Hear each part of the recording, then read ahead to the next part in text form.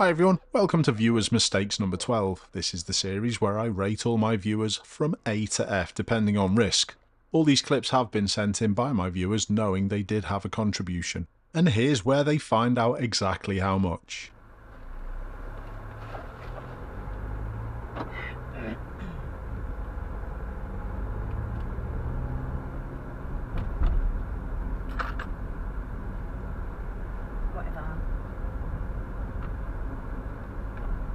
No then. Not enough room. Phew! This video has been kindly sponsored by Car Vertical.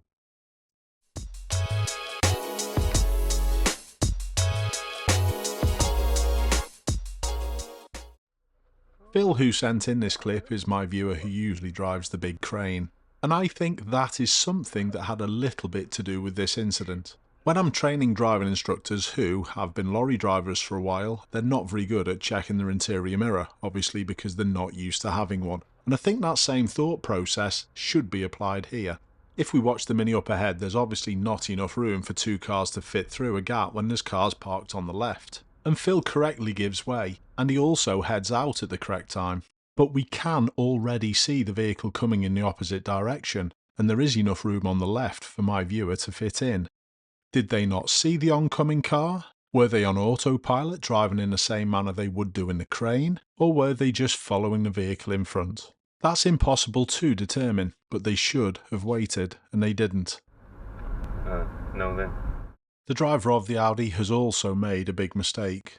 My viewer's already committed, and even though they should have given way, the oncoming car is going to take priority without it being given. In my opinion, both of these road users aren't paying enough attention to do what's right and what they should be doing, and both get a C. Not enough room.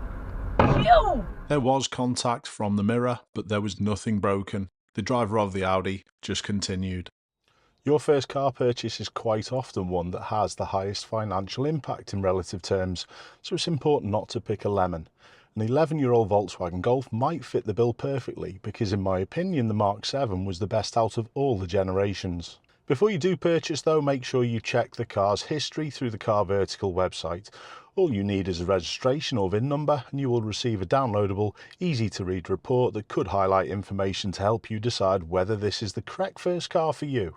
The reports are colour-coded, with green meaning all is okay and yellow requires your attention, and straight from the off we can see this Golf has been damaged. This report also includes multiple photographs that look as though they've been taken at the salvage storage yard that clearly show the extent of the damage to the front of this vehicle. They also show none of the airbags were deployed and the engine still runs. Information on a financial and legal status is also collected to check whether there's any outstanding finance and if the vehicle can legally be used on the road. Some reports also show the market value of the vehicle you have searched, which will give you an idea of the value for money that you are potentially getting. At the end of the report you will find the timeline, which shows you important markers in the car's history. This Golf has been damaged on a couple of occasions, but since then it has successfully passed 3 MOT tests. Using Car Vertical can give you that peace of mind that your first car purchase is a sound decision. Please use my link in the description, and by using the promo code Ashley when you're checking out your next potential purchase, you can save yourself 20%. Thanks Car Vertical. This clip was called "Not Sure I Dealt With This As Well As I Could Have," which fits in with the narrative of this episode. Let's have a look at it. Up ahead there's a little bit of a queue because cars are waiting to overtake these cyclists safely. The road's quite narrow, the speed limit's changing to 40 miles an hour, and the big thing for me, it's uphill and bendy. If you're ever going to overtake, you should be able to overtake within half the distance you see to be clear to account for an oncoming vehicle. Does my viewer do this?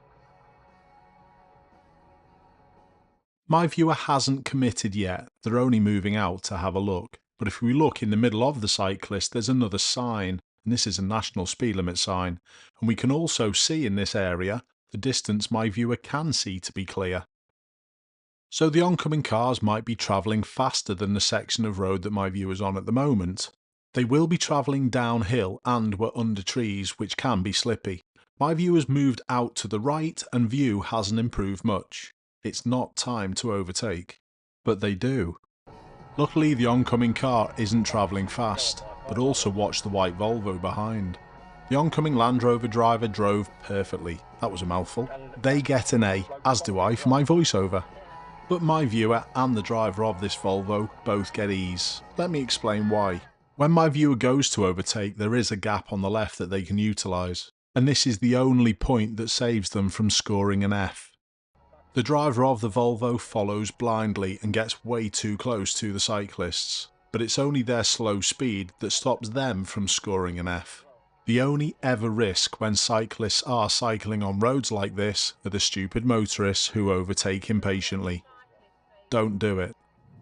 Another overtake of a cyclist that isn't judged correctly. Let's have a look at this clip in full first.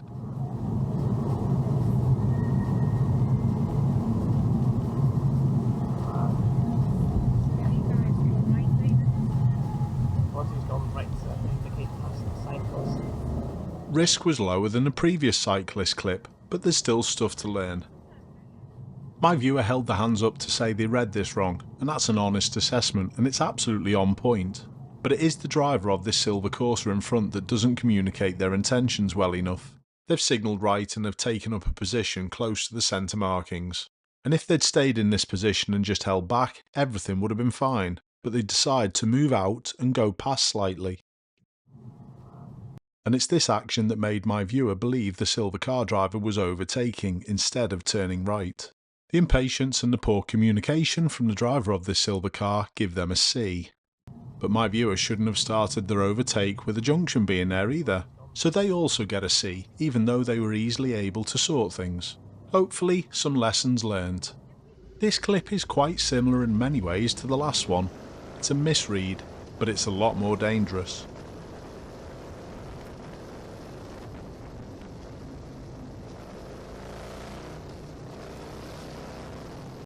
Would you have tried to go through that gap? My viewer's pretty obviously on a motorbike, and the driver of the blue Volkswagen in front is totally unaware of anyone else travelling behind. And at this point you can totally understand why my viewer thinks about going past.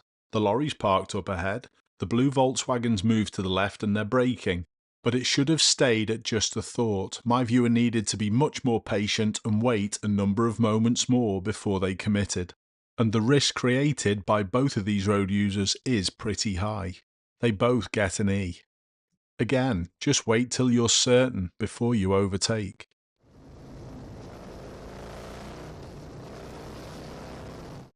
I do actually think the driver of the blue Volkswagen did spot my viewer at the last moment. This last clip fills me with disbelief.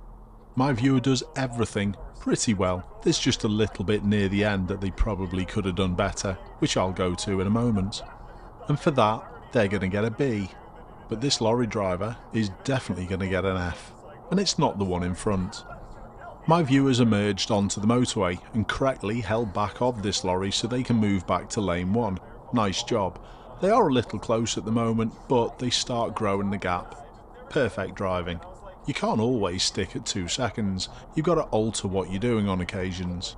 And by the time this lorry driver has got ahead at the correct distance, my viewer then keeps up. Great driving. But here comes the lorry driver, who's going to get, as I said, an F. They're in lane 2 because they've clearly overtaken my viewer, but somehow they forget they're there. And this is where my viewer should have reduced their speed and dropped back a bit. And then the horn use as a warning and a slowdown may not have been needed. My viewer was clearly penned in by an inattentive professional lorry driver. Like I said, it blows my mind. Keep safe everyone, I'll see you soon.